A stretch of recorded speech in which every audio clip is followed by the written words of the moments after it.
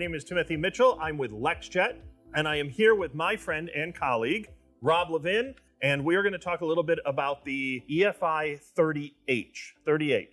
I'd like to move on maybe to talking about some of the way it handles boards. Okay. I noticed the first thing here is short tables. I kind of like the short table because I want to be able to reach in and grab what I need, and I don't want to be backed way up to here, and then it takes up a bunch of space. How do the short tables work, and what's that big roller right there? Yep. So just like what you said, we put a short table in here. So when I'm running my 4x8s or my 5x10s, I'm running them sideways. I'm not reaching across a huge expanse of space. Wait a minute, you said 5x10? Yes. That's kind of cool. You can run a whole long 5x10. I can run a whole long 5x10 sideways. Nice. Yeah. Okay. Now, on these short tables, we do have some customers that have a need for a longer table. Okay. And I do have the ability to daisy chain the tables right here and extend the tables both in front and back as long as you want. You pointed out the nice gravity bar that we have that's running the length of this 10-foot bed.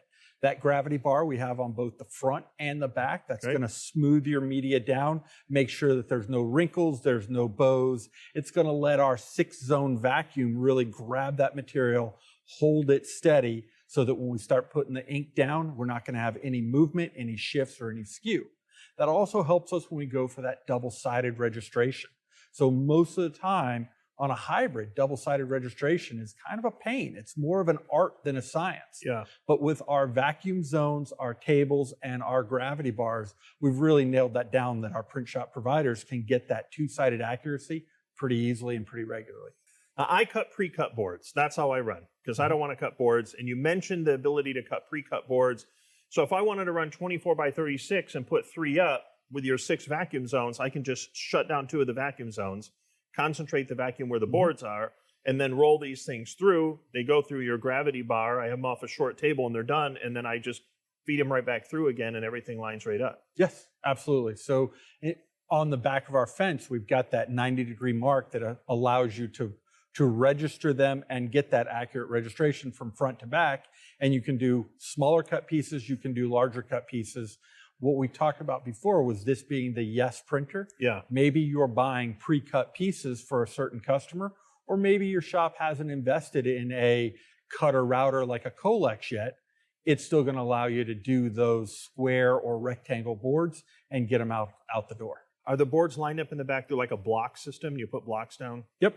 Okay. So blocks on the back of the fence so that we know where one starts and the next one ends. Okay, perfect. Just what I'm looking for. Calibration. I'm assuming that this is pretty sophisticated. Everything is automated for the calibration process. Mm-hmm. So when you talk about calibration, you're talking about to determine like the media on there and the height of the media and that kind of stuff. Because I don't want any crashes. No. And I don't want to have to manually go. I'm come from the days when you would manually do the media. Yeah. Like actually get out with a little, micrometer and measure and all that stuff. Nope, right here from the rip over my shoulder, you're going to be able to pull that head out and put it down over the material and measure the material height. You can also do it in multiple places on the material if you're worried about any type of irregularity. So I can have it the height done where I tell it to on the printer. Yes. Whoa, that's pretty cool. That gives you some additional flexibility. So if you had any concern that the material was an irregular height in different places, you can have it go into different place measurement. You can measure it. You can pull the material forward on the belt and have it measure towards the back of the material. You can push the material back and measure towards the front of the material. Nice. And then we also do have the crash guards on the head. So if there was any irregularity in the material, it is still going to hit the crash guards, lift the heads out of the way so we don't risk damaging the heads, and then you can recover the printer and move on to the next piece of material. Okay. Styrene.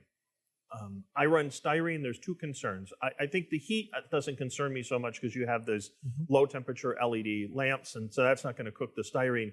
I'm a little more concerned though with UV styrene and static. Correct.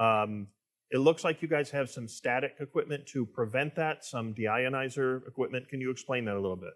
Well, it's pretty simple. We've got a deionizer bar on the print head, so it's going to take any static away right before the print heads lay ink down onto the material. And then as the print heads move the other way, there's an ionizer bar on both sides of it so that it can do both front and back regardless of which way the gantry is moving. Okay, it looked to me also, just looking at it, looks like they were positioned in a way so that you have almost no space for the static to build back up again when you get to the print head. Like they're positioned really intelligently. Yeah, they're positioned that they go across the material right before the print heads that are laying down ink. So there's really no opportunity to introduce static back to the system. All right. Now, I'm going to ask because people want to know, but I also want to preface this because you guys have an unusual way of doing it. So whenever I talk about speed, I always kind of go, oh boy, here we go. Because there's always some ludicrous marketing speed that nobody prints at. Sure. And they always put that ad over in the ad in the magazine and everything. And I think, that doesn't tell me anything. In your case, you were telling me that there are 3 legitimate speeds on this printer. So you have a express speed, which actually is one of those crazy high speeds that works. Right. Then you also have a POP speed, and you have a quality speed. But more importantly, you were mentioning that you guys have a very different methodology of measuring how you determine your board speed. That is, it's not just mathematically done like, here's the square footage of the printer, and this is the board, and it should do 9 boards an hour. You guys actually run them like with somebody doing it with the whole workflow included. Correct. You know, actually going through the thing and doing it like you would actually do it. Can you explain first the process? Because it's totally different than anyone does. And it's a very honest way to do it, in my opinion. And second, what are your numbers for your speeds for the boards? So how we get to our numbers that we do, we actually have somebody in this facility that we're standing in right now that runs the printer for a full 8-hour shift. So when we talk about our speed numbers, we're accounting for unloading the material, loading the material, any file prep to get the jobs ready to go, cleaning off the material, making sure that it's actually running through the printer. So the numbers that we give are what you should expect to see in your shop, not just a scientific number based on how fast the gantry is moving, a theoretical number. Yeah, well, the problem with the theoretical number is you'll base how much I can get this job done, find out you're 25% short, and then it just kills your business because you thought this printer was supposed to be faster than it was. Correct. Yep. So every mode that we have, we run that printer for a full 8-hour shift and then average that number out, and that's how we get to our square feet per hour or our boards per hour. Okay. I don't know whose idea that was, but please give them my highest accolades for coming up with that, because I think it's very intelligent. It's honest, it's honorable, and it reflects a real-world attempt to measure something without giving inflated numbers that I think can come back and bite the customer and really can bite the manufacturer as well. Correct. And we want to give truth in advertising out to our customers. Now, you had also asked about the modes.